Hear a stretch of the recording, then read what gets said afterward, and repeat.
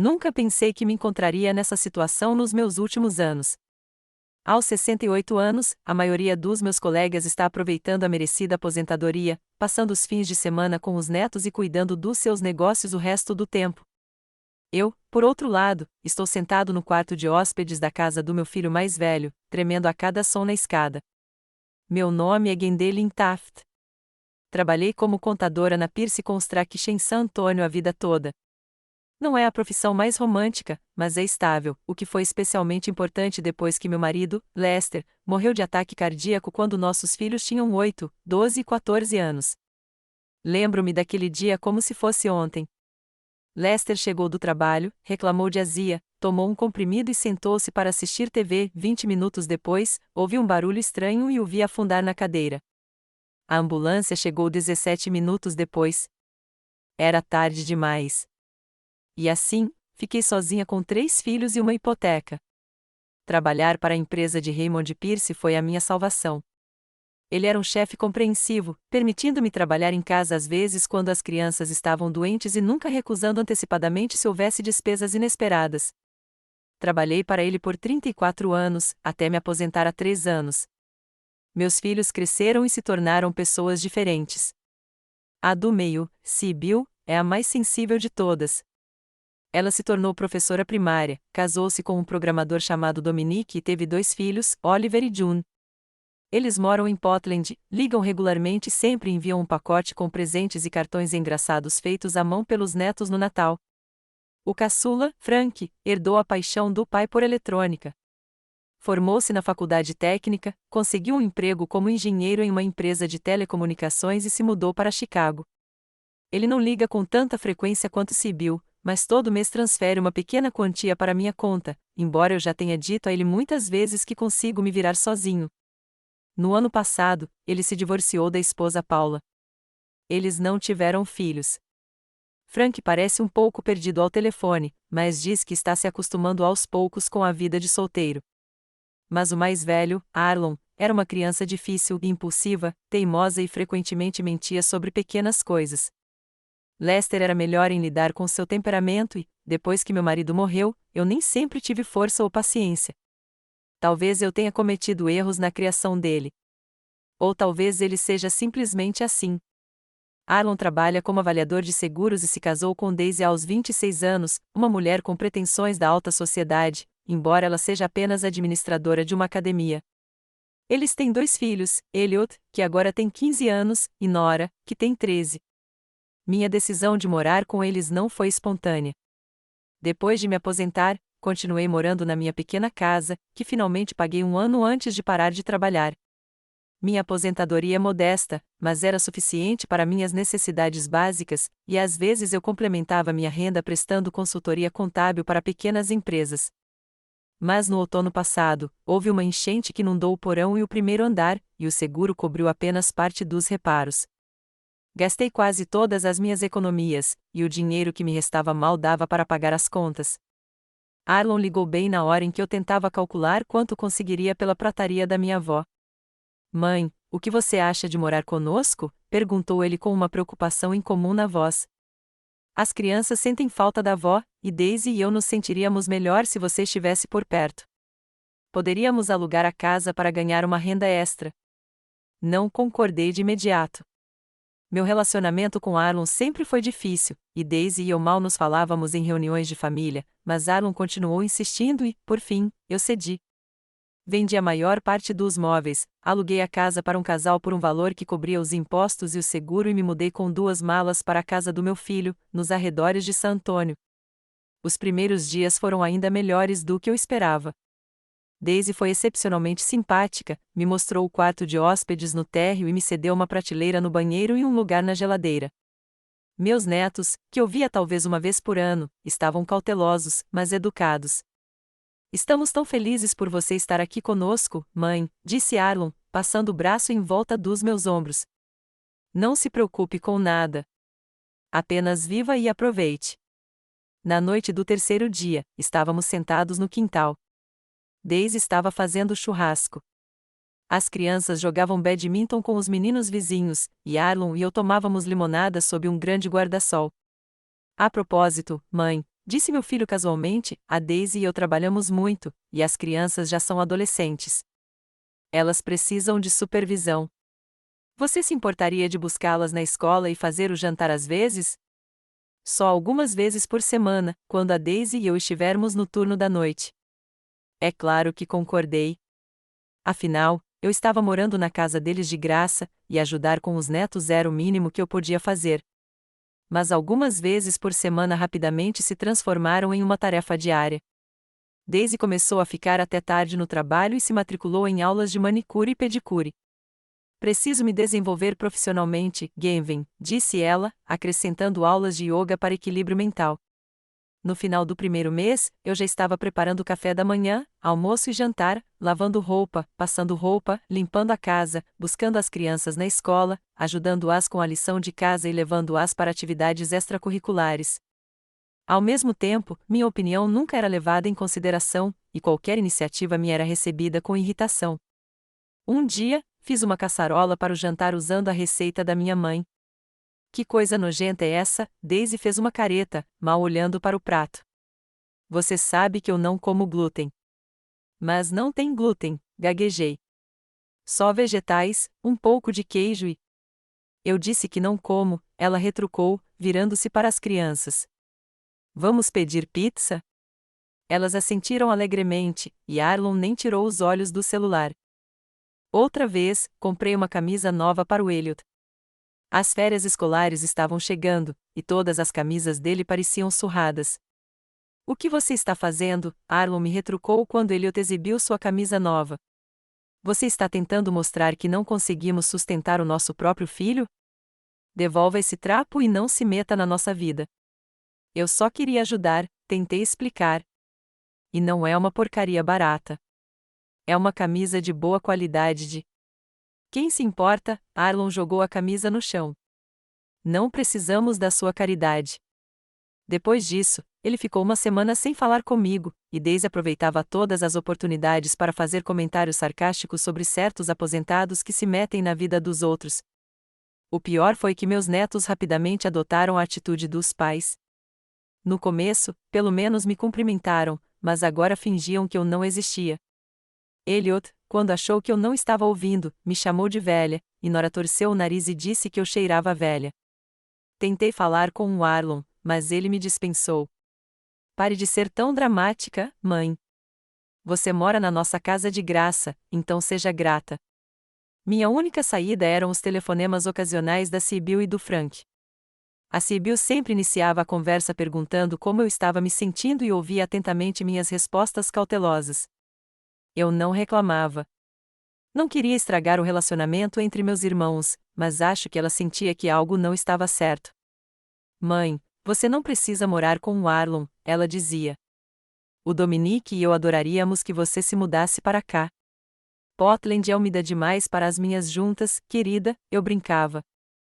E, além disso, você tem espaço suficiente com as crianças.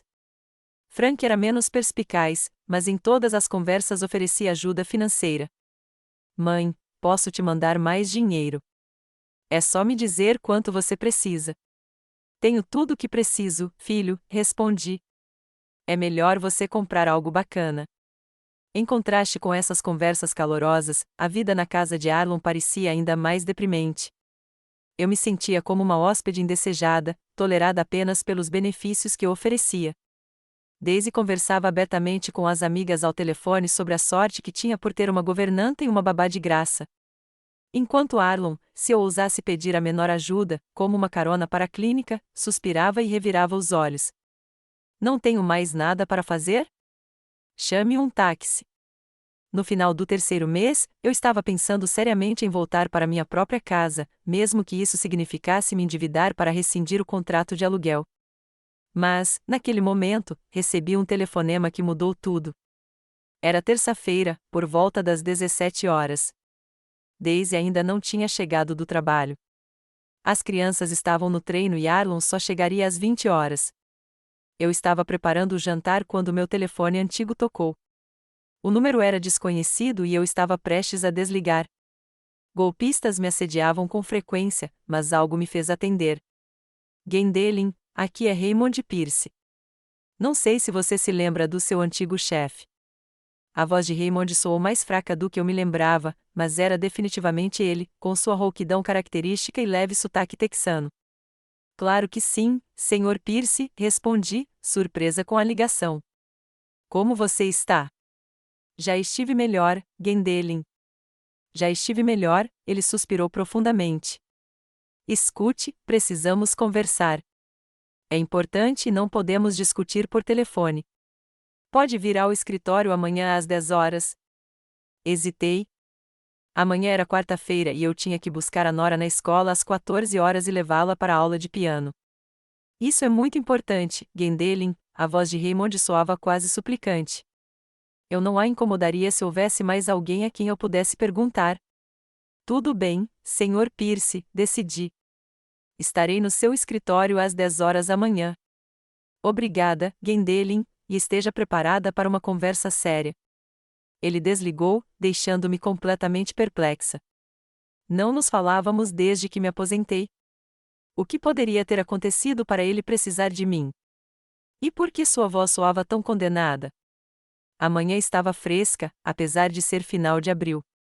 Levantei às 5, bem antes do resto da casa, para preparar o café da manhã para todos e me arrumar antes de encontrar Raymond. Pensar na conversa que se seguiria me manteve acordado a maior parte da noite. O escritório da Pierce Construction ficava no mesmo prédio onde trabalhei a maior parte da minha vida, mas muita coisa havia mudado lá dentro. Divisórias de vidro modernas haviam substituído as paredes antigas. Máquinas de café e bebedouros modernos estavam por toda parte, e jovens funcionários com tablets iam e vinham sem olhar para cima. A recepção agora era atendida por uma garota de cabelo ruivo vibrante e muitos piercings, o completo oposto da severa senhora Becker que costumava receber os visitantes na minha época. Tenho um compromisso com o Sr. Pierce, eu disse ao me aproximar da recepção. Gwendolen Taft. A garota ergueu os olhos da tela do computador e me olhou de cima a baixo. O Sr. Pierce está esperando por você, ela assentiu, sem esconder a surpresa. Quarto andar, no final do corredor, última porta. Ao subir no elevador, puxei nervosamente meu velho paletó de tweed. Eu havia comprado quando trabalhava aqui, mas ainda parecia decente. Eu sempre cuidei bem das minhas roupas. O escritório de Raymond também havia mudado. Era mais espaçoso, com móveis modernos e janelas enormes com vista para o distrito comercial de San Antônio. Mas o próprio Raymond, sentado à sua mesa enorme, parecia muito pior do que eu me lembrava. Ele havia perdido muito peso. Seu cabelo estava completamente grisalho e havia olheiras profundas. Quando ele se levantou para me cumprimentar, notei que estava mancando um pouco. Gwendolen, exclamou ele com um calor que eu não esperava ouvir. Que bom te ver. Por favor, sente-se. Ele apontou para a cadeira em frente à sua mesa e contornou-a para se sentar ao meu lado, dispensando a distância formal de um chefe. Você não mudou nada, sorriu. Mas você, comecei, mas me contive, sem querer ser indelicada. Estou com uma aparência horrível. Eu sei, Raymond acenou com a mão. Câncer de pâncreas em estágio avançado. Os médicos me deram de 3 a 6 meses. Arfei e levei a mão aos lábios. Raymond sempre fora a personificação da vitalidade para mim, enérgico, ativo, incansável. Vê-lo tão debilitado era doloroso. Sinto muito, murmurei. Não sinta, ele sorriu fracamente. Eu tive uma vida boa, Gwendolen. Construí um negócio de sucesso, criei uma filha, até brinquei com meus netos. Mas não é esse o ponto. Ele fez uma pausa, como se estivesse reunindo forças. Convidei você aqui porque a empresa está em perigo. Depois que fui diagnosticado, comecei a me preparar para vender o negócio. Quero que os funcionários sejam protegidos e que a família faça um bom negócio. Mas meu diretor financeiro, Vernon Gray, você se lembra dele? Acabou se revelando um safado ganancioso. Concordei. Vernon havia entrado na empresa alguns anos antes de eu me aposentar. Um jovem esperto de Wall Street que Raymond havia contratado para modernizar o departamento financeiro. Ele está maquiando os livros, continuou Raymond, em voz baixa. Está escondendo ativos, subnotificando lucros, criando dívidas fictícias. Está preparando o terreno para comprar a empresa por uma pechincha depois que eu morrer. Tenho provas, mas preciso de alguém que entenda todos os esquemas e possa ajudar a resolver a situação antes da venda. E você pensou em mim? Perguntei, surpreso. Mas estou aposentado há 3 anos. Tudo mudou. Novos programas. Gwendoline, Raymond cobriu minha mão com a sua, seca e quente. Você é a melhor contadora com quem já trabalhei. Tem uma mente afiada e uma integridade tremenda. Confio em você mais do que em qualquer outra pessoa nesta empresa. Mas ouça, ele apertou minha mão com mais força, estou lhe oferecendo o cargo de diretor financeiro com acesso total a todos os documentos e poder de assinatura, além de um salário de $75.000 por mês. Fiquei sem fôlego. A quantia que Raymond mencionou era astronômica, dezenas de vezes mais do que eu já havia ganhado.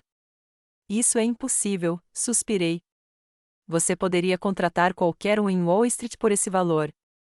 Foi daí que veio o Vernon, disse Raymond com um sorriso amargo. Não, preciso de alguém em quem possa confiar. Alguém que conheça a empresa por dentro e não a venda para seu próprio benefício. Ele me entregou uma pasta com documentos. Aqui está um contrato de 6 meses. Deve ser tempo suficiente para colocar tudo em ordem e preparar a empresa para uma venda honesta. Dê uma olhada, pense bem, mas não se atrase. O tempo está contra nós. Peguei a pasta com as mãos trêmulas. A oferta parecia irreal, como se eu tivesse caído de repente num filme. $75.000 por mês.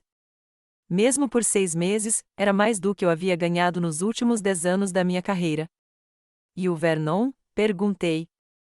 Ele vai simplesmente desistir do cargo? Eu o demiti hoje de manhã, Raymond se permitiu um sorriso fraco. A segurança já está arrumando as coisas dele.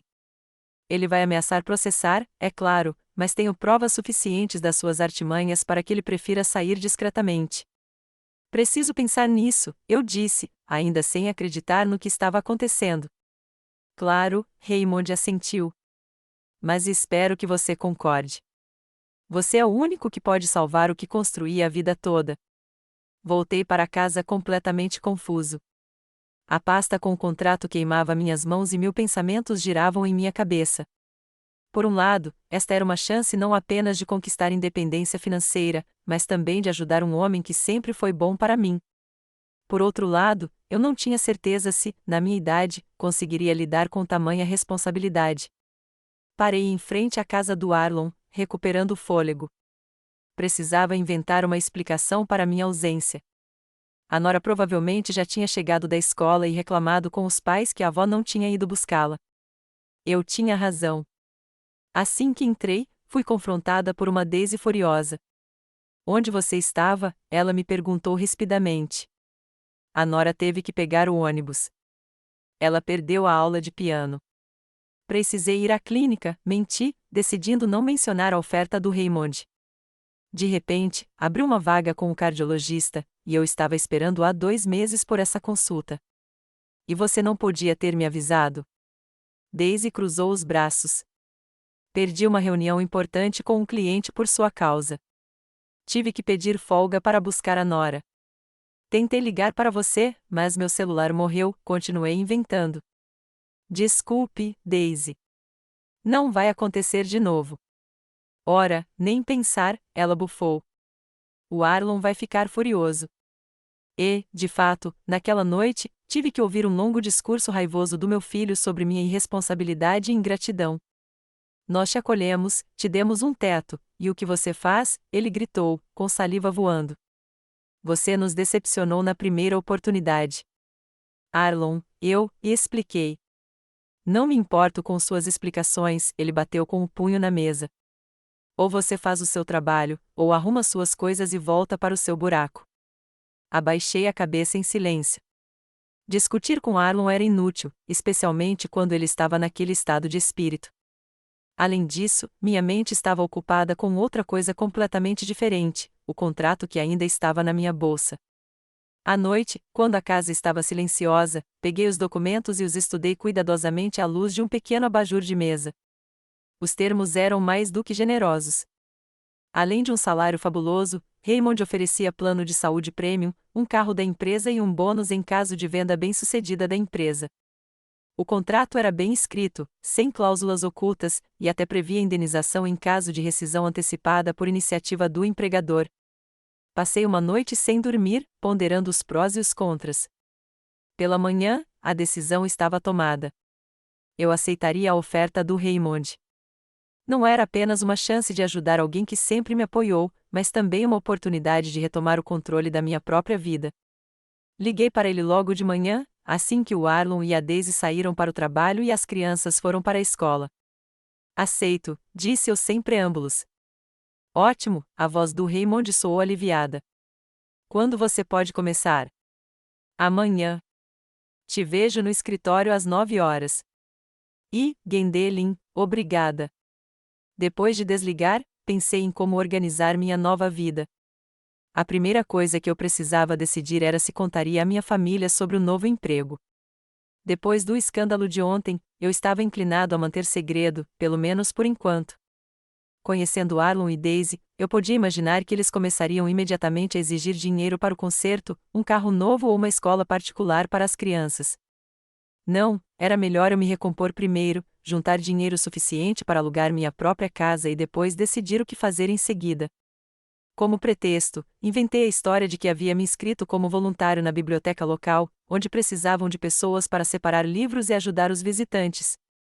Isso explicaria minha ausência durante a semana e soaria plausível o suficiente para alguém da minha idade e posição. À noite, mencionei cautelosamente meu trabalho voluntário durante o jantar, tentando parecer o mais casual possível. Na biblioteca? Perguntou Arlon, com a boca cheia. Por que você faz isso? Para não ficar em casa o dia todo, dei de ombros. Preciso fazer alguma coisa para estar perto das pessoas. Quem vai buscar as crianças na escola? Daisy interrompeu imediatamente. E fazer o jantar? Combinei de trabalhar meio período, menti. Termino às 14 horas, então terei tempo de buscar as crianças e fazer o jantar. Arlon e Daisy trocaram olhares, claramente insatisfeitos, mas não podiam discutir diretamente. Afinal, o trabalho não era remunerado, então não podiam me acusar de ter segundas intenções. Só não deixe que isso interfira com suas obrigações aqui, alertou Arlon. Não te acolhemos para que você se entretenha com livros.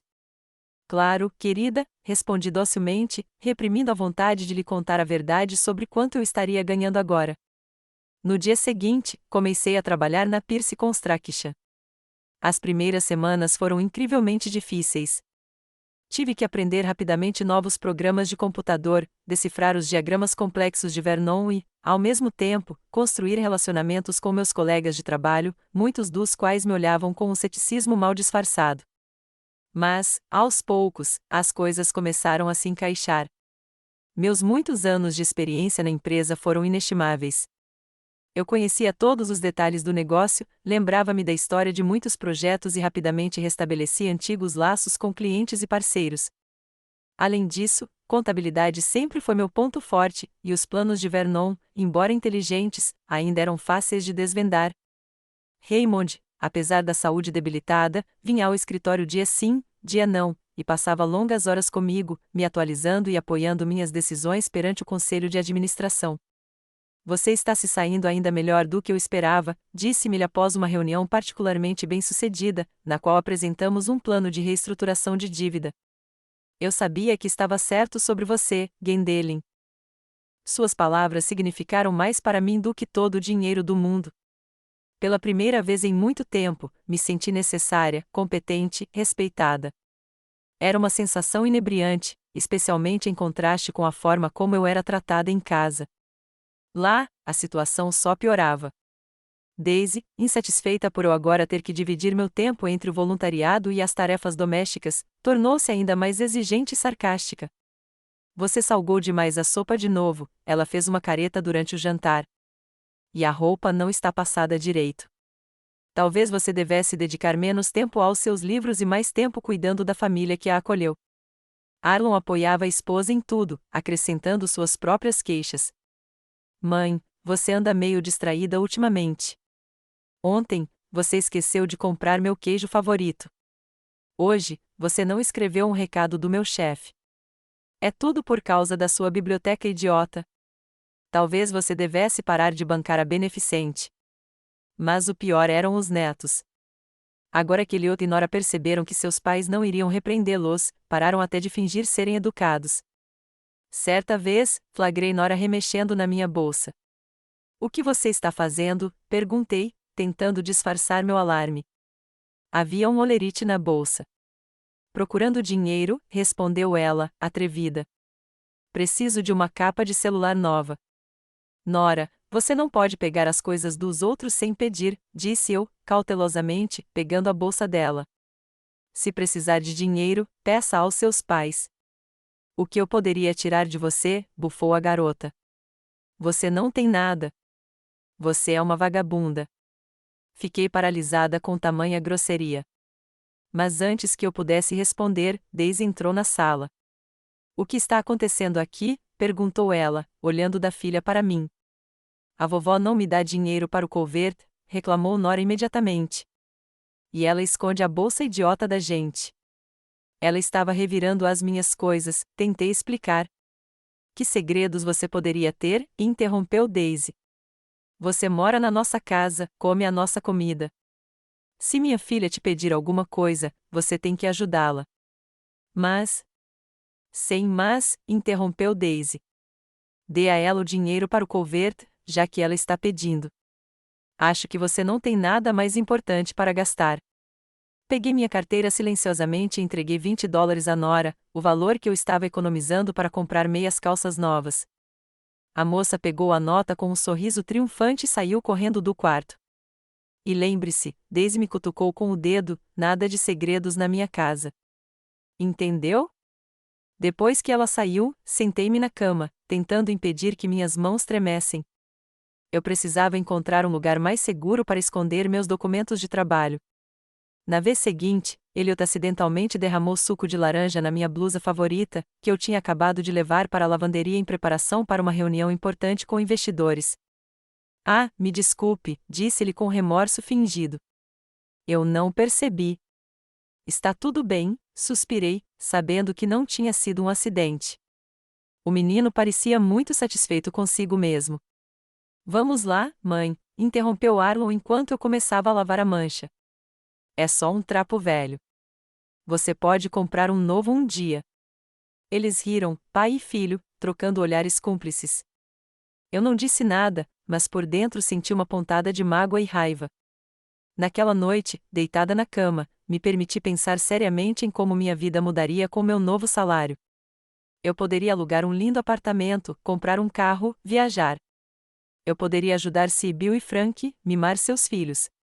Eu poderia cortar todo o contato com Arlon e sua família se quisesse. Era uma liberdade inebriante e estonteante, e adormeci com um sorriso no rosto, imaginando a cara de Arlon quando descobrisse a verdade. Mas, pela manhã, o bom senso prevaleceu. Eu precisava agir com cautela.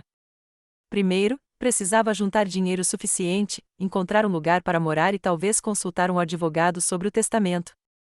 Eu não queria que Arlon recebesse um centavo do meu dinheiro depois que eu morresse. Enquanto isso, eu tinha que suportar a humilhação diária e fingir que estava tudo bem. Todas as manhãs, eu ia à biblioteca, trabalhava até a exaustão no escritório e depois voltava para casa para cozinhar, limpar e ouvir reclamações e zombarias. Às vezes, parecia que eu estava vivendo uma vida dupla, uma diretora financeira bem-sucedida durante o dia e uma serva impotente à noite. Era exaustivo, mas a ideia de que as coisas logo mudariam me dava forças. "Aguente firme, Gwendoline", Raymond me encorajou, notando as olheiras. "Você está fazendo um trabalho incrível. Só mais um pouquinho e tiraremos a empresa desta crise." Sorri agradecida, sem lhe contar sobre meus problemas domésticos. Ele já tinha preocupações demais. A saúde de Raymond piorava a cada dia, e às vezes me parecia que ele se mantinha firme apenas por pura força de vontade e pelo desejo de ver seu negócio salvo. E em casa, novas provações me aguardavam. Daisy de repente decidiu que eu também deveria cuidar da limpeza da garagem e do quintal. "Você fica na sua biblioteca o dia todo", disse ela. "Considere isso uma compensação pela sua ausência." "Mas eu já faço todo o trabalho doméstico", tentei argumentar. "E a biblioteca também é trabalho, mesmo que não seja remunerado." "Quem precisa da sua preocupação com livros?", disparou Daisy. Você mora aqui de graça, então seja gentil e trabalhe para isso. Cerrei os dentes e não disse nada. Os dias de trabalho começaram a se fundir em uma maratona sem fim. Acordei às 5 horas da manhã, preparei o café da manhã para toda a família, preparei o lanche das crianças para a escola e saí de casa discretamente enquanto todos ainda dormiam. A caminho do escritório, parei em uma cafeteria e comprei um café, um pequeno luxo que agora eu podia me dar. Às 8h30, eu já estava sentado à minha mesa, analisando relatórios financeiros e me preparando para a próxima reunião. O trabalho acabou se revelando mais difícil do que eu esperava. Vernon havia deixado para trás uma verdadeira confusão de documentos falsos, contas ocultas e transações confusas, mas eu, metodicamente, passo a passo, desfiz o nó. Gwendolen, você é um milagre, disse Raymond enquanto revisava meus relatórios. Você fez mais em 3 semanas do que Vernon fez em 3 anos. Eu simplesmente conheço a empresa, dei de ombros, mas por dentro eu estava radiante de elogios. No início de junho, havíamos descoberto e corrigido a maioria dos esquemas de Vernon, restabelecido as relações normais com fornecedores importantes e recuperado alguns dos ativos que ele tentará desviar por meio de empresas de fachada. Ainda havia muito trabalho pela frente, mas a parte mais difícil já havia ficado para trás. Com meu primeiro salário, me permiti alguns pequenos prazeres. Comprei um celular novo para substituir meu antigo modelo de botão, encomendei alguns cosméticos bacanas e fui a um salão de beleza onde cortei o cabelo e pintei meus cabelos grisalhos de forma moderna. Coloquei o restante do dinheiro em uma conta separada para economizar para comprar meu próprio imóvel. Essas pequenas mudanças não escaparam ao olhar atento de Daisy. Você arrumou o cabelo? Perguntou ela certa noite, semi-cerrando os olhos. E esse telefone é novo? Sim, respondi, tentando parecer casual. Houve um evento de voluntariado na biblioteca, cortes de cabelo gratuitos de estudantes da faculdade de cabeleireiro. E Sibyl me deu o telefone de aniversário. Seu aniversário é em novembro, comentou Daisy secamente. É um presente atrasado, respondi rapidamente.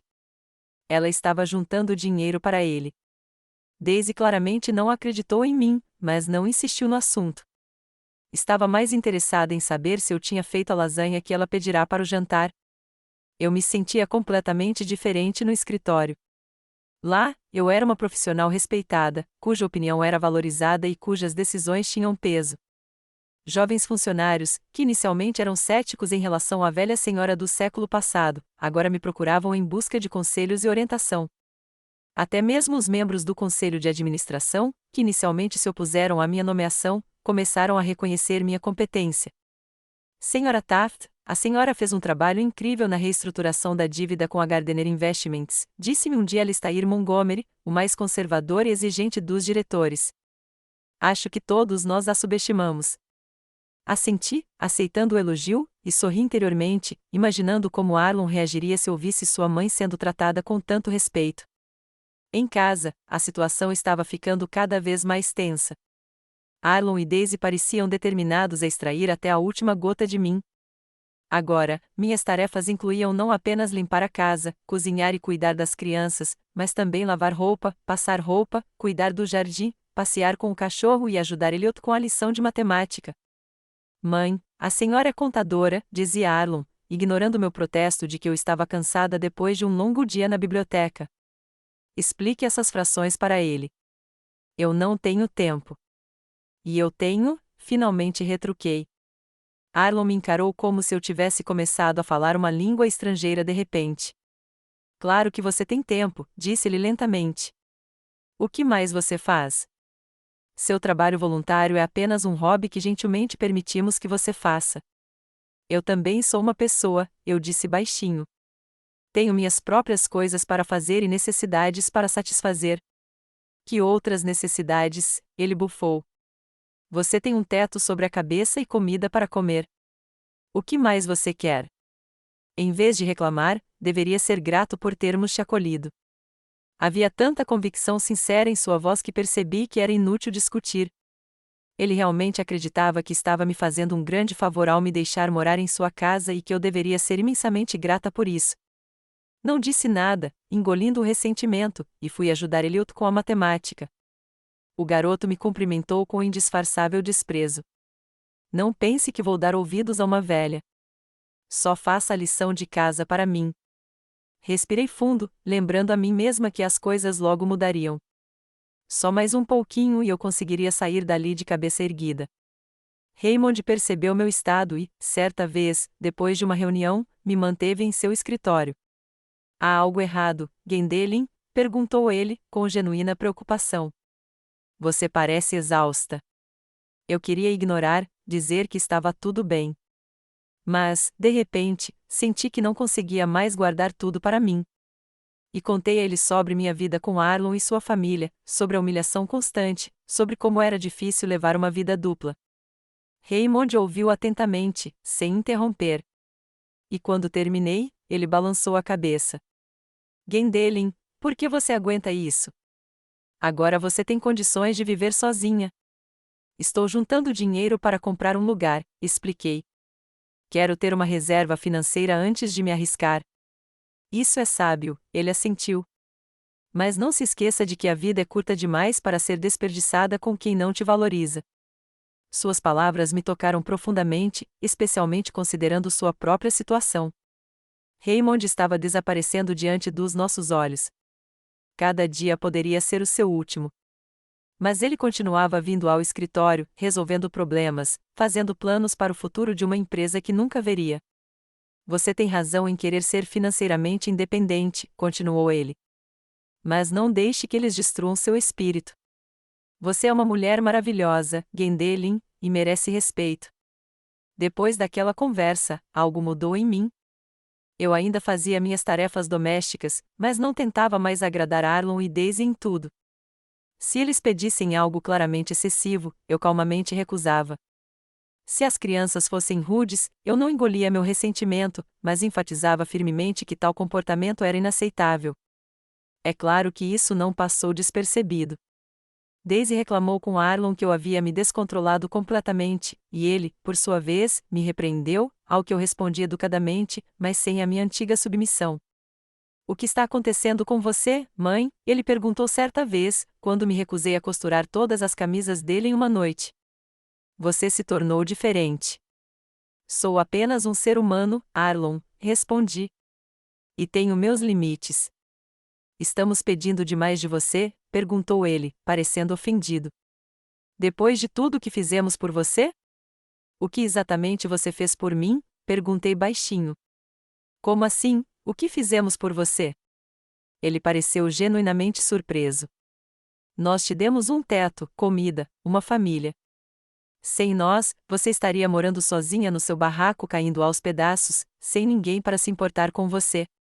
Em seus olhos, vi a convicção absoluta de que ele estava certo.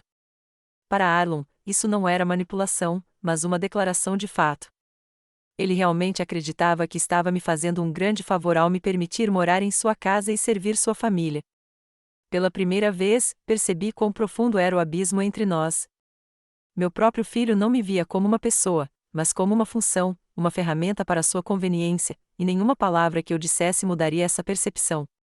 A partir daquele momento, comecei a contar os dias até poder ir embora.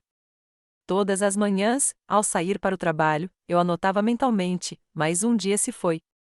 Todas as noites, ao voltar para a casa de Arlon, eu dizia a mim mesma, isso é temporário. Minha alienação interior devia ser perceptível para as pessoas ao meu redor, porque a atitude em relação a mim em casa piorou. Daisy parou até de fingir ser educada. Elliot e Nora ignoravam abertamente meus pedidos e instruções, e Arlon falava comigo cada vez mais num tom irritado, como se eu fosse uma criança desobediente. Em meados de julho, quando minha conta bancária tinha dinheiro suficiente para o primeiro mês de aluguel, algo aconteceu que finalmente decidiu tudo. Era sábado, um dia de folga. Pela primeira vez em muito tempo, eu tinha o dia inteiro livre. O escritório havia declarado dia de limpeza, e eu disse à minha família que estava fazendo um inventário na biblioteca. Planejei passar o dia olhando os anúncios de apartamentos e talvez ver algumas opções. Mas Arlon e Daisy tinham outros planos. Mãe, a Daisy e eu queremos ir ver um filme novo, anunciou meu filho no café da manhã. Você vai cuidar das crianças? Tenho algumas coisas planejadas para hoje, respondi cautelosamente. Que coisas? Daisy nem tirou os olhos do celular. Você tem um dia de folga. Poderia aproveitá-lo fazendo algo útil, passando um tempo com seus netos. Tenho uma consulta médica, menti, sabendo que eles não acreditariam em mim de qualquer maneira. O ortopedista da minha artrite. Estou esperando há 2 meses por essa consulta. Remarque, Arlon deu de ombros. Não é tão urgente assim. Não posso remarcar, tentei dizer com firmeza, mas calma. O médico está muito ocupado e a próxima consulta só será em setembro. E daí? Interrompeu Daisy. Você pode esperar até setembro. Você não vai desmoronar. Queremos ir ao cinema. Meus joelhos já doem, decidi me manter firme. Preciso ver o médico. Meu Deus, mãe, Arlon revirou os olhos. Sempre seus problemas de saúde. Por que você não pode simplesmente ajudar sua família quando eles pedem? Eu te ajudo todos os dias, minha paciência estava se esgotando. Eu cozinho, limpo, busco as crianças na escola, ajudo com a lição de casa. Posso ter um dia só para mim? Só para você? Perguntou Arlon, parecendo tão surpreso como se eu tivesse dito algo absurdo. O que você faria consigo mesmo? Você está aposentado. Você não tem emprego, hobbies ou amigos. Sua vida somos nós, sua família. Eu tenho a minha própria vida, eu disse baixinho, mas com firmeza. E minhas próprias necessidades. Que necessidades uma velha tem? Daisy bufou, sem tirar os olhos do celular. A principal necessidade na sua idade é ser útil para a família, não um fardo. Olhei para ela, depois para Arlon, que concordava com cada palavra da esposa, e percebi que a conversa era inútil. Eles realmente não me viam como uma pessoa com meus próprios desejos e direitos. Desculpe, mas não posso ficar de babá hoje à noite, eu disse, levantando-me da mesa. Preciso ir ao médico. Você não ouviu o que dissemos. Arlon levantou a voz. Você não vai a lugar nenhum. Vai ficar com as crianças. Não, eu disse firmemente pela primeira vez. Eu não vou ficar. O rosto de Arlon ficou vermelho de raiva. Ele pulou da cadeira e se aproximou de mim. Como assim, não? Você mora na minha casa. Você come a minha comida e vai fazer o que eu mandar. Sou sua mãe, não sua criada, tentei falar calmamente, embora estivesse tremendo por dentro. E tenho direito ao meu próprio tempo. Que direito? Rugiu Arlon. Você mora aqui pela bondade dos nossos corações. Entendeu? Se não fosse por nós, você estaria vivendo no seu buraco, contando centavos até se aposentar. Suas palavras doeram mais do que eu esperava. Não porque fossem verdadeiras, eu sabia que agora podia me dar ao luxo de uma vida muito melhor que a de Arlon, mas porque refletiam sua atitude em relação a mim, desprezo, superioridade, completa falta de respeito. Estou indo embora, eu disse, sentindo-me estranhamente calma. Vou ver o médico agora e conversamos hoje à noite, quando você se acalmar. Virei-me para sair da cozinha, mas Arlon agarrou meu braço, apertando meu pulso dolorosamente. Você não vai a lugar nenhum. Eu disse que você vai ficar com as crianças. Me solta, tentei me soltar. Você está me machucando. Machucando você? Ele riu maliciosamente. Você ainda não sabe o que é machucar, sua velha ingrata. Nós te acolhemos, te demos um lar e, em vez de gratidão, você faz um escândalo. Nora e Elliot observavam com grande interesse enquanto Daisy continuava a navegar pelo celular como se nada de anormal estivesse acontecendo. Me solta, Arlon, repeti. Agora mesmo. Ou o quê? Ele apertou minha mão com ainda mais força. O que você vai fazer, seu mendigo? Para onde vai sem nós? Quem precisa de você? Algo se rompeu dentro de mim naquele momento. Anos de mágoa, humilhação e rejeição se derramaram. Afastei a mão e, para minha própria surpresa, gritei: eu preciso de mim. Sou um ser humano, não uma coisa. Sou sua mãe, que te criou sozinha depois que seu pai morreu, que trabalhou em 2 empregos para que você pudesse ir para a faculdade. E é assim que você me agradece? Me tratando como uma serva? Me humilhando na frente dos meus próprios netos? Meus gritos pareceram atordoar a todos. Daisy até levantou os olhos do celular, e as crianças ficaram paralisadas, boquiabertas. Mas Arlon rapidamente se recompôs. Como ousa levantar a voz para mim na minha própria casa? Sibilou, pegando sua caneca de chá quente da mesa. Vocês. Ele não terminou a frase. Em vez disso, jogou o chá quente na minha cara. O líquido escaldante escorreu pelas minhas bochechas, pescoço e peito, encharcando minha blusa. Gritei de dor e surpresa. Saia, seu mendigo, gritou Arlon, me empurrando em direção à porta. Saia da minha casa. Você não faz mais parte desta família. Você não é ninguém. Está me ouvindo? Ninguém. Chocado, com o rosto e as roupas molhados de chá, recuei em direção à porta. Os olhos de Arlon ardiam com uma fúria que eu nunca tinha visto antes.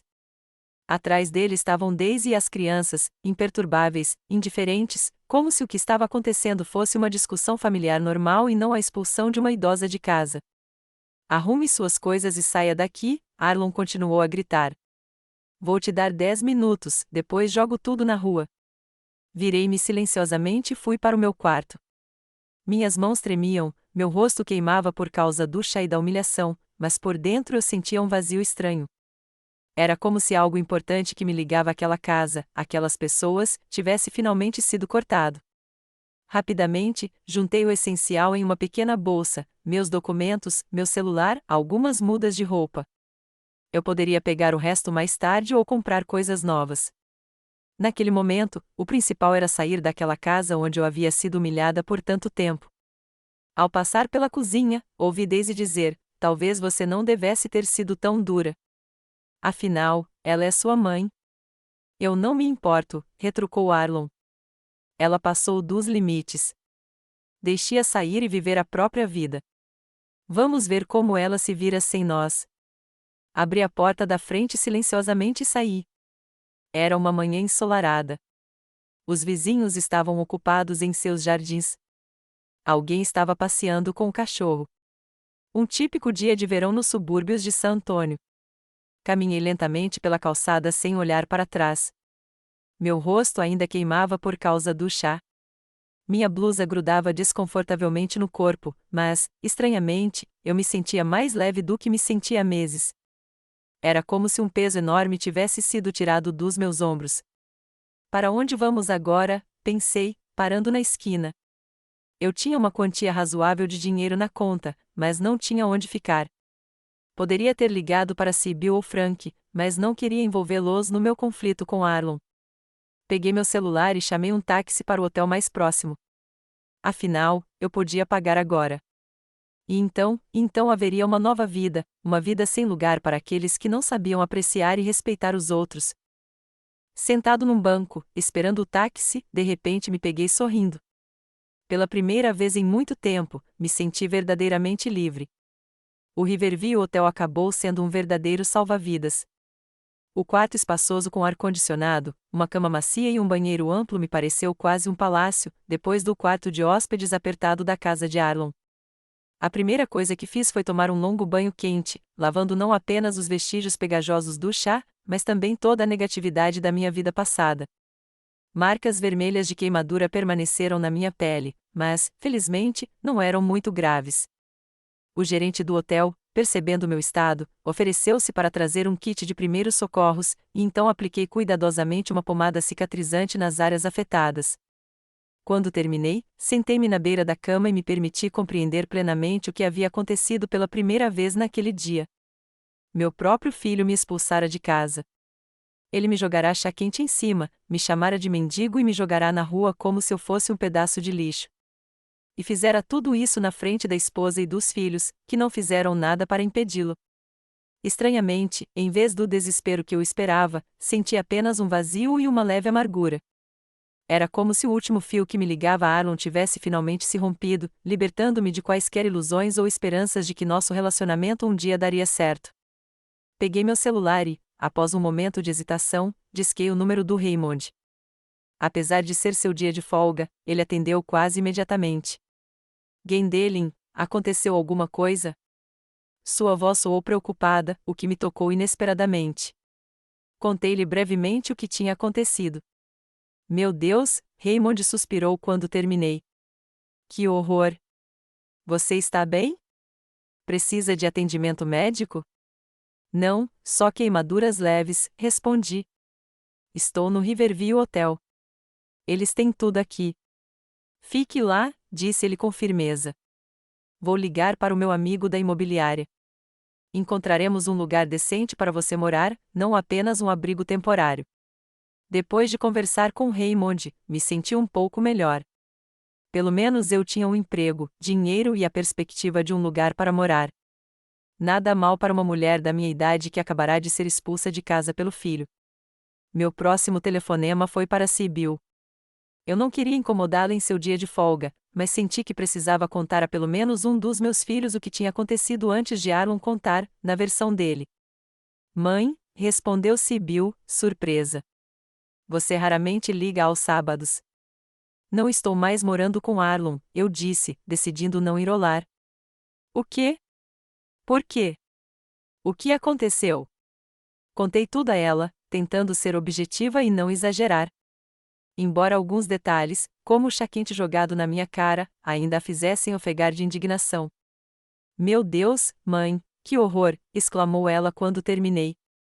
Você quer que eu e o Dominique venhamos aí, ou você pode voar para Portland? Não, querida, respondi gentilmente. Eu vou ficar bem.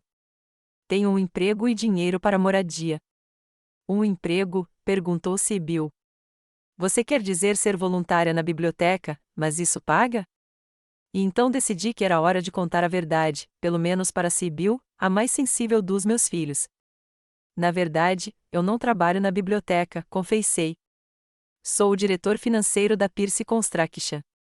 Ganho $75.000 por mês. Houve silêncio do outro lado da linha. E então Sibyl caiu na gargalhada.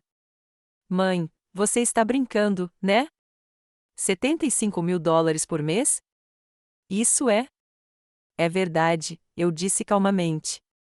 Raymond Pierce, meu ex-chefe, me ofereceu o emprego há 2 meses. Eu mantive isso em segredo do Arlon e da família dele porque, bem, você sabe por quê. Conversamos por quase 1 hora. Sibyl me bombardeou com perguntas sobre meu trabalho, meus planos para o futuro e se ofereceu para ajudar novamente. Garanti a ela que conseguiria me virar sozinha, mas prometi mantê-la informada. Depois de conversar com minha filha, liguei para Frank. A reação do meu filho mais novo foi mais contida. Ele nunca tinha sido particularmente emotivo. Mas eu conseguia sentir sua indignação genuína com o comportamento de Arlon e seu alívio por eu estar bem. Fui acordada de manhã por uma ligação do Raymond. Gendelin, meu amigo Marcos, da imobiliária, encontrou algo especial para você. É um apartamento em River Heights, um novo condomínio fechado com piscina e spa. É um apartamento de 2 quartos com vista para o rio. Se você estiver interessada, ele pode te mostrar hoje. Concordei em dar uma olhada, embora duvidasse que um apartamento assim coubesse no meu orçamento. River Heights era considerado um dos complexos residenciais mais prestigiados de San Antônio. Marcos, um homem enérgico na casa dos 50 anos, me encontrou na entrada do condomínio e me mostrou o interior. Os jardins eram impressionantes, gramados bem cuidados, fontes, caminhos sinuosos entre arbustos floridos. O apartamento em si era simplesmente deslumbrante, uma sala de estar espaçosa com janelas panorâmicas com vista para o rio, uma cozinha moderna com todos os eletrodomésticos necessários, 2 quartos, 2 banheiros e até um pequeno escritório. Marcos me deu o preço, e fiquei surpreso. Estava dentro das minhas possibilidades com o meu novo salário. O proprietário vai trabalhar no exterior por 3 anos e quer alugar o apartamento para um inquilino confiável, explicou o corretor. Contei a ele sobre você, o CFO de uma empresa respeitável, recomendado pelo próprio Raymond Pierce. Ele concordou com um contrato de locação de longo prazo com taxa fixa e direito de preferência caso você decida ficar. No dia seguinte, assinei o contrato de locação de um apartamento em River Heights. E à noite, eu já havia tirado meus poucos pertences do hotel. Os quartos vazios pareciam desconfortáveis, mas isso era um problema temporário. Agora eu tinha os meios para mobiliar o lugar como eu queria. Na segunda-feira, voltei ao trabalho com energia renovada. Meus colegas notaram a mudança no meu humor. Eu parecia mais enérgico e focado, apesar de todos os altos e baixos do fim de semana. Nas 2 semanas seguintes, me dediquei completamente à organização da minha nova vida. Durante o dia, trabalhei no escritório onde Raymond e eu estávamos preparando a empresa para venda. E à noite, trabalhei no apartamento, comprando móveis, louças e tecidos, transformando gradualmente o espaço vazio em um verdadeiro lar. Permiti-me um pouco de luxo. Encomendei um sofá de design para a sala de estar, uma cama com colchão ortopédico com a qual eu sonhava há muito tempo e um conjunto de jantar de madeira natural. Cada novo item que aparecia no apartamento parecia reforçar minha nova identidade como uma mulher independente e bem-sucedida, que podia se dar ao luxo de viver como quisesse. Certa noite, quando Raymond e eu estávamos ficando até tarde no escritório discutindo a estratégia para as próximas negociações com potenciais compradores, ele perguntou de repente: "Como você chega ao trabalho, Gwendoline?" "De táxi", respondi. "É conveniente a partir de River Heights." "Não é longe."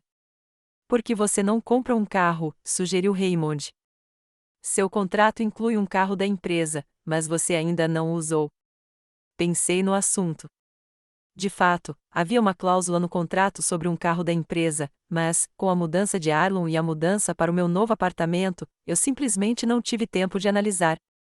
"Não dirijo há anos", admiti. Depois que o Lester morreu, só tínhamos um carro, e o Arlon o pegou quando foi para a faculdade. Depois disso, eu simplesmente me acostumei a usar transporte público. "Mas você sabe dirigir?", perguntou Raymond. "Claro, eu só não pratico há um tempo." "Então está combinado", ele sorriu, com seu sorriso característico e determinado. "Amanhã, vamos escolher um carro para você. E não qualquer carro pequeno e chato, mas algo condizente com o seu novo status." No dia seguinte, apesar da saúde debilitada, Raymond me levou pessoalmente à concessionária. Não qualquer concessionária, mas uma concessionária Jaguar, uma das mais prestigiadas da cidade. "Raymond, isso é demais", protestei ao perceber onde tínhamos chegado. "Não preciso de um carro tão caro." "Gwendoline", disse-lhe sério, virando-se para mim, "não vou ficar aqui por muito mais tempo. Quero fazer algo de bom para as pessoas que merecem. Deixe-me fazer isso." O gerente de vendas que reconheceu Raymond nos recebeu de braços abertos e nos conduziu ao showroom, onde carros reluzentes estavam expostos, cada um valendo mais do que eu havia conquistado em toda a minha vida. "Você precisa de algo elegante, mas com personalidade", disse o gerente, olhando-me de cima a baixo. "Deixe-me sugerir o F-Type. É o nosso conversível esportivo. Manuseio incrível, aceleração de 0 a 100 km por hora em 4 segundos e conforto absoluto." Ele nos conduziu a um carro azul escuro reluzente com interior em couro creme. O carro parecia uma obra de arte, linhas arrebatadoras, faróis predatórios e curvas elegantes. O gerente agendou um test drive e, 20 minutos depois, estávamos saindo da concessionária em um F-Type com um instrutor no banco do passageiro. Raymond permaneceu na concessionária, não se sentia bem o suficiente para tanta excitação. Senti-me inseguro durante os primeiros minutos ao volante, botões demais, pedais muito sensíveis, motor muito potente. Mas, aos poucos, sob a orientação do instrutor, comecei a me acostumar. E quando entramos na rodovia e eu realmente senti do que aquele carro era capaz pela primeira vez, fui tomado por uma onda de puro deleite. "Você está indo muito bem", elogiou o instrutor. "Para alguém que não dirige há muito tempo, você tem reflexos excelentes." De volta à concessionária, eu sabia que não podia abrir mão daquele carro. Ele parecia personificar minha nova vida, brilhante, veloz, cheia de possibilidades. 2 dias depois, tornei-me dono de um novo Jaguar F-Type, uma belezura azul escura que agora estava orgulhosamente parada na minha vaga de estacionamento em River Heights.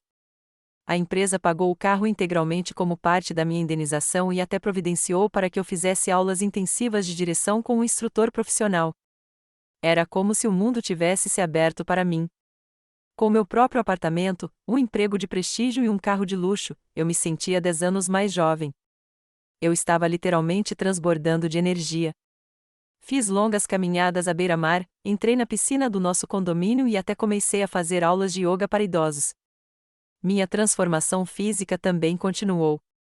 Renovei meu guarda-roupa, escolhendo roupas elegantes, porém modernas, que valorizavam meu corpo, em vez de escondê-lo sob hobbies sem forma, como eu fazia antes. Um estilista de um salão de moda me deu um novo corte de cabelo e me ensinou a aplicar uma maquiagem natural que refrescou meu rosto sem torná-lo vulgar. Você literalmente floresceu, comentou Raymond quando cheguei ao escritório com um terno lilás novo e o cabelo arrumado.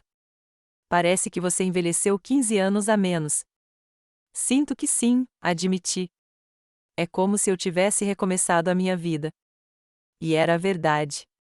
Pela primeira vez em muitos anos, senti que não era apenas uma função mãe, avó, dona de casa, mas uma pessoa completa, com meus próprios desejos, ambições e direito à felicidade. Eu conversava regularmente com Sibyl e Frank, que ficavam encantados ao ver as mudanças em mim. Sibyl até veio passar o fim de semana aqui para ver meu novo apartamento e, claro, meu carro.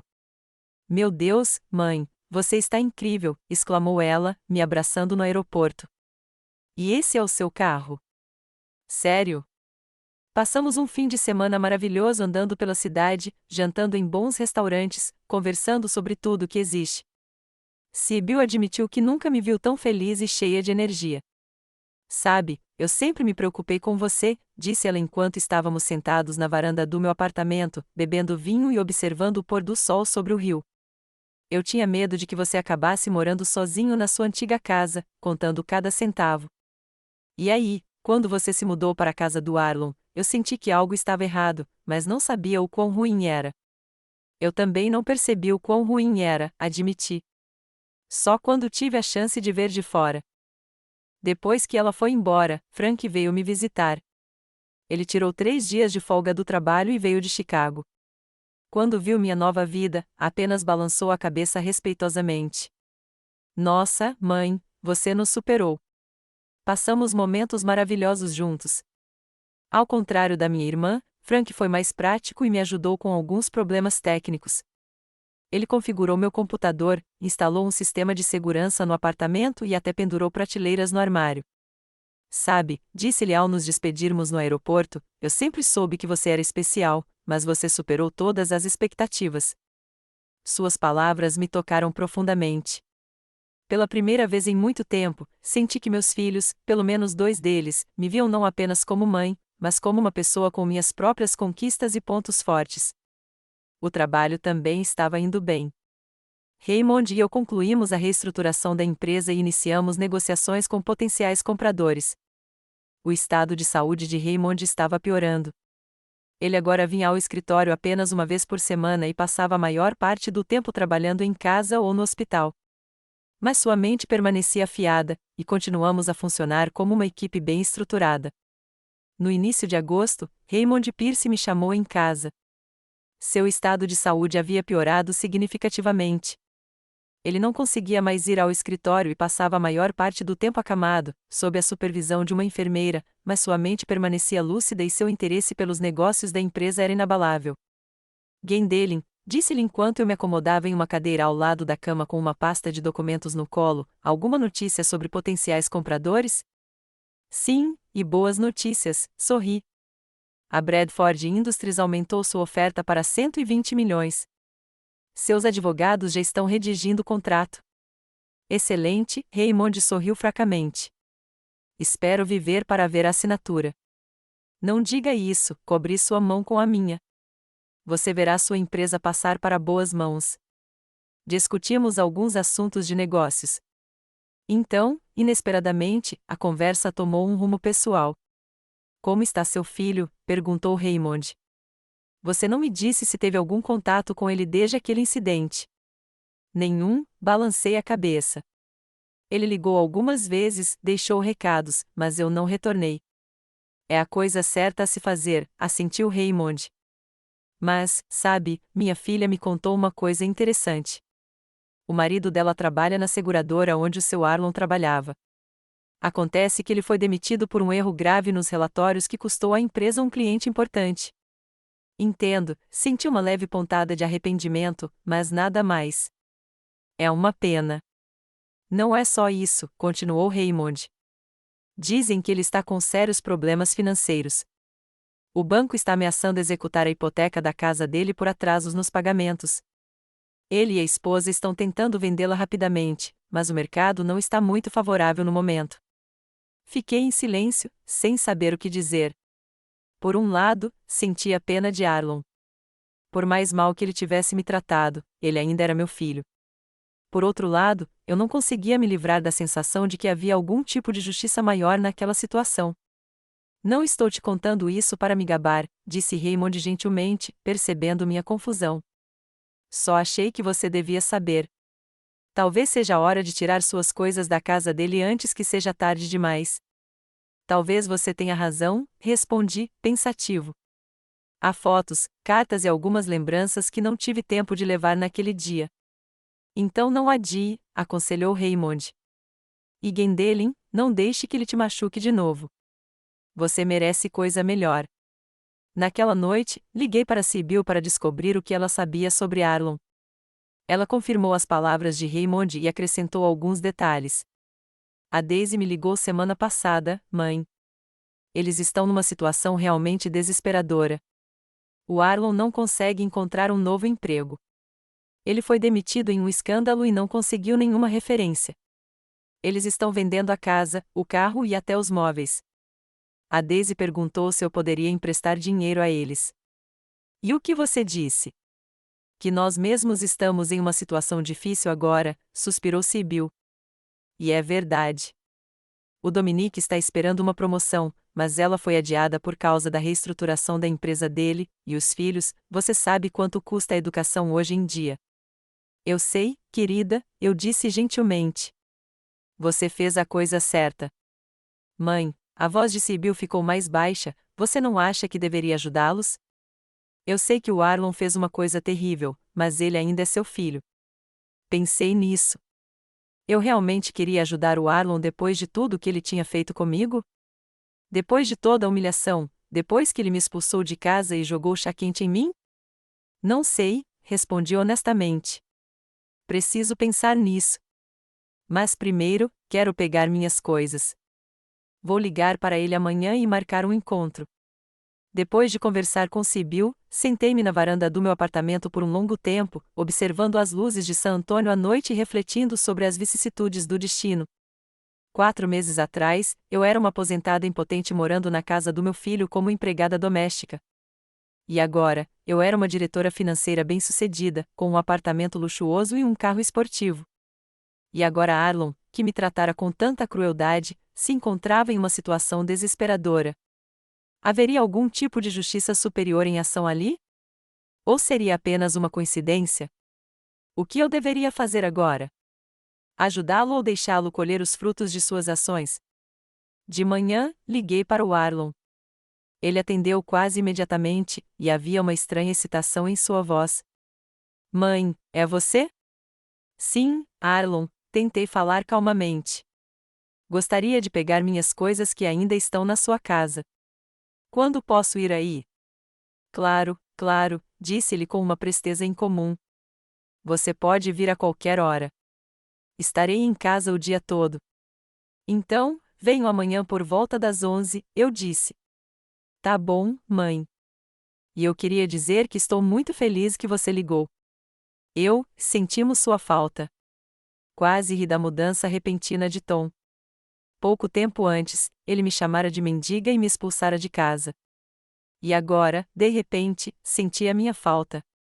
Será que Sibyl lhe contará sobre meu novo emprego ou ele estava tão desesperado que se humilharia na frente de qualquer um só para conseguir ajuda financeira? Até amanhã, Arlon, eu disse e desliguei sem responder ao seu desabafo sentimental.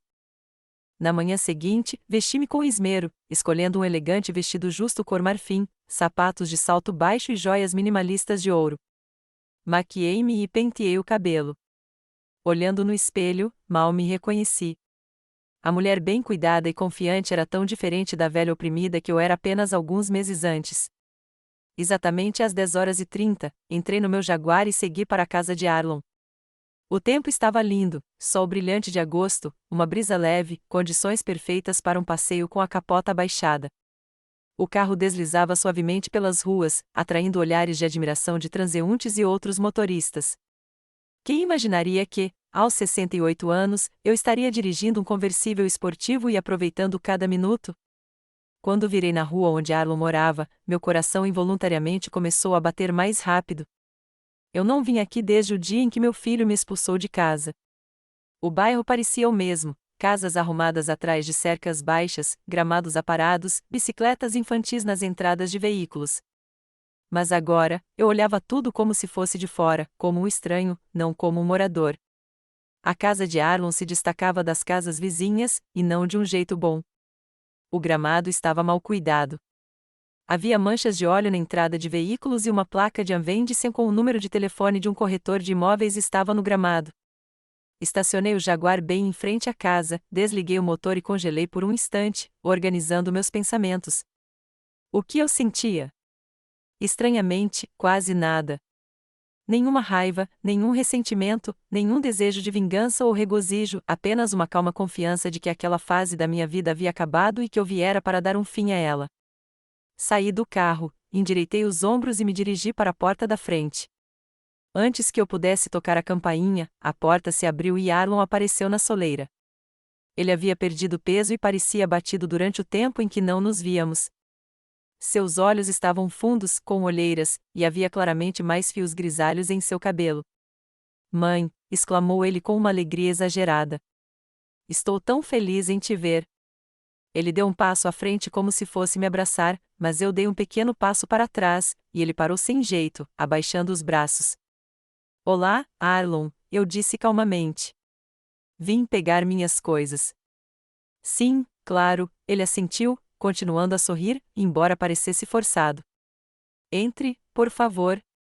Daisy fez chá e biscoitos. E entrei em casa, notando o quanto havia mudado em tão pouco tempo. Alguns móveis haviam desaparecido. Os quadros estavam caídos das paredes. E o que restava parecia abandonado e sombrio. Havia um cheiro estranho no ar, uma mistura de comida velha, poeira e desolação generalizada. Daisy estava me esperando na sala de estar, usando o que ela aparentemente considerava seu melhor vestido, um pouco fora de moda e que não lhe favorecia particularmente o corpo roliço. Elliot e Nora estavam sentados perto, no sofá, estranhamente quietos e claramente constrangidos. "Gwendolen", Daisy se aproximou de mim com um sorriso falso. "Que maravilha te ver. Você está deslumbrante." Sua voz soou genuinamente surpresa, e seu olhar avaliou minha roupa, meu penteado, minhas joias, tudo o que era tão diferente da minha aparência anterior. "Obrigada, Daisy", assenti. "Você também. Você está ótima." A última frase era uma mentira descarada. Daisy parecia exausta e desleixada, com maquiagem bagunçada e cabelo sem vida. "Sente-se, por favor", disse Arlon, apontando para uma cadeira. "Quer um chá ou café?" "Não, obrigado", continuei de pé. "Não tenho muito tempo. Só queria pegar minhas coisas." "Sim, claro", Arlon esfregou as mãos, nervoso. "Empacotei tudo em caixas. Estão na garagem. Mas talvez você queira ficar um pouco. Faz tanto tempo que não nos vemos." "E de quem é a culpa?", perguntei, sem levantar a voz, mas com firmeza. Arlon corou e baixou os olhos. "Mãe, todos nós sentimos muito pelo que aconteceu. Eu não era eu mesmo. Eu disse coisas terríveis. É imperdoável, eu sei, mas talvez pudéssemos recomeçar." Olhei atentamente para o meu filho. Seus olhos mostravam desespero, mas não remorso. Ele parecia um homem se afogando agarrado a qualquer coisa, não alguém que se arrependesse sinceramente de suas ações. "Arlon", eu disse calmamente, "não vamos fingir. Você descobriu meu novo emprego pela Sibyl ou pelo Frank e decidiu que eu poderia te ajudar com dinheiro. Foi por isso que de repente se lembrou dos seus laços familiares." "O quê?" "Não." Ele fingiu indignação. "Como você pôde pensar isso?" Todos nós sentimos sua falta. Não é, crianças?" Elliot e Nora sentiram em uníssono, mas seus rostos permaneceram impassíveis. Era óbvio que eles tinham sido forçados a participar daquela farsa.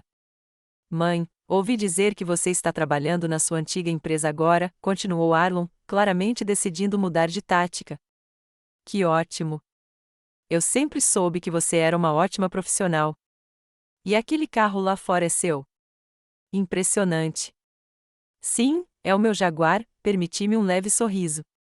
"Um carro da empresa, parte da minha remuneração como CFO, diretor financeiro." Daisy não conseguiu esconder a surpresa. Mas você disse que era voluntária na biblioteca. Eu menti, respondi simplesmente. Eu não queria que você soubesse do meu verdadeiro emprego e salário. Salário? Arlon se inclinou para a frente. E quanto você ganha, se não se importa que eu pergunte?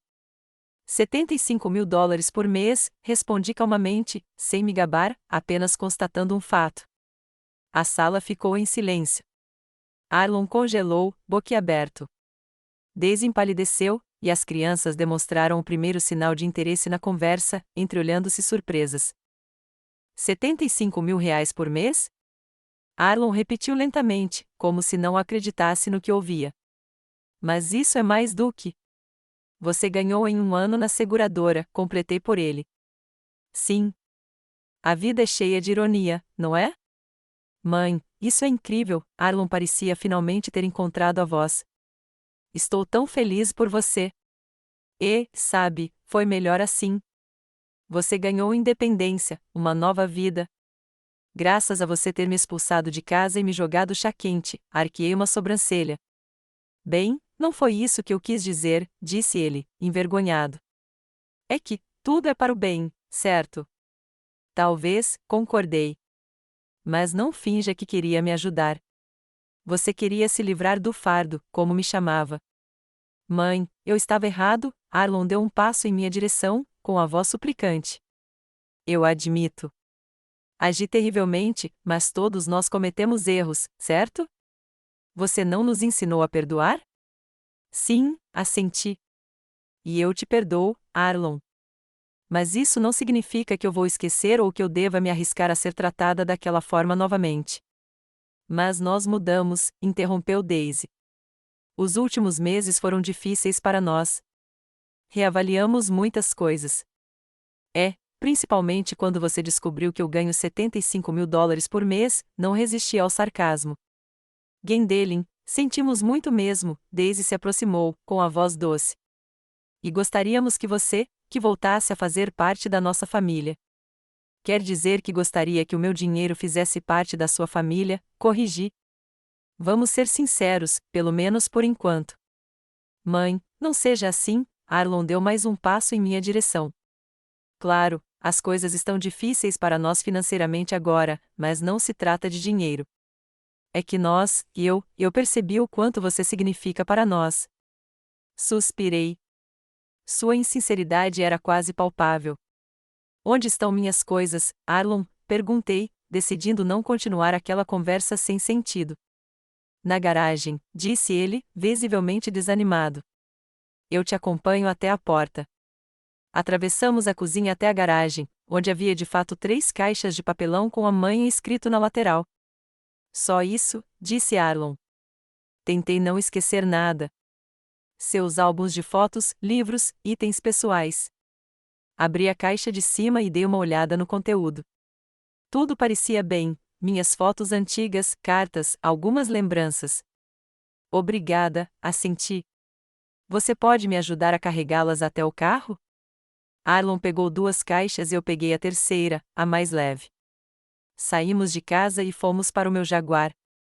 Daisy e as crianças nos seguiram, claramente não querendo perder o espetáculo. Nossa, Elliot suspirou, falando pela primeira vez desde que eu chegará. Esse carro é mesmo seu, vovó? Sim, Elliot, é o meu carro, eu disse, abrindo o porta-malas, que era grande o suficiente para acomodar as 3 caixas. Legal, murmurou o menino com admiração relutante. Arlon colocou as caixas cuidadosamente no porta-malas e se virou para mim. Mãe, por favor, vamos conversar. Eu sei que fiz uma coisa terrível, mas sou seu filho, seu sangue. Você não pode me dar uma segunda chance? Olhei para ele atentamente. Diante de mim estava um homem adulto, meu próprio filho, a quem dei à luz, criei e me sacrifiquei por muitos anos. Mas em seus olhos, eu vi apenas cálculo e desespero, não amor ou remorso.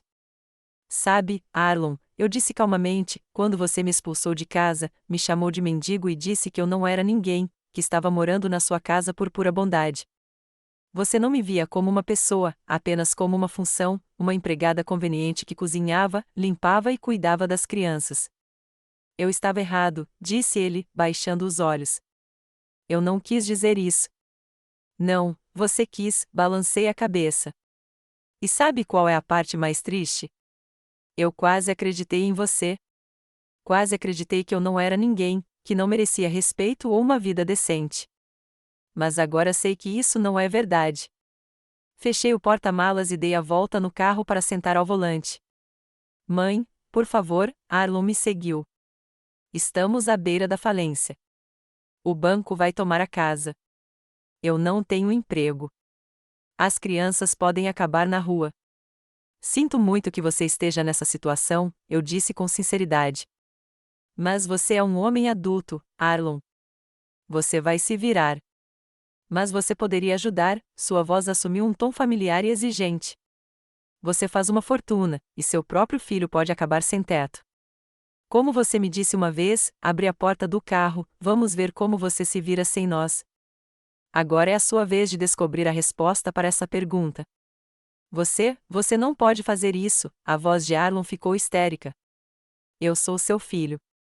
Sim, você é meu filho, eu disse, sentando-me ao volante. E é exatamente por isso que não vou te dar dinheiro. Não vai te ajudar a se tornar uma pessoa melhor. Talvez, quando você enfrentar as consequências dos seus atos, finalmente aprenda a valorizar os outros e a tratá-los com respeito.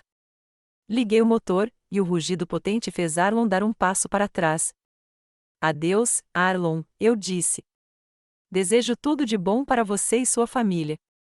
Mãe, ele fez uma última tentativa desesperada. Você não pode simplesmente ir embora. Somos uma família.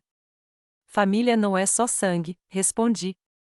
É respeito mútuo, carinho e apoio. Quando você estiver pronta para um relacionamento familiar de verdade, sabe onde me encontrar. Com isso, arranquei, deixando Arlon, Daisy e as crianças parados na entrada da garagem, com rostos confusos e raivosos. Ao entrar na rodovia, senti uma estranha sensação de alívio. Não malícia, nem satisfação vingativa, mas alívio. Como se um peso enorme tivesse sido tirado dos meus ombros. Pela primeira vez em muitos anos, eu estava completamente livre da culpa, da falsa responsabilidade, dos relacionamentos tóxicos. Naquela noite, sentei-me na varanda do meu apartamento, tomando uma taça de vinho fino e admirando as luzes de San Antônio à noite. As caixas com as coisas da casa do Arlon estavam desempacotadas no canto da sala. Decidi resolvê-las amanhã com a cabeça fria. O telefone tocou, interrompendo meus pensamentos. Era Sibyl. Mãe, como foi? Sua voz soava preocupada. Bem, respondi calmamente. Peguei minhas coisas e fui embora.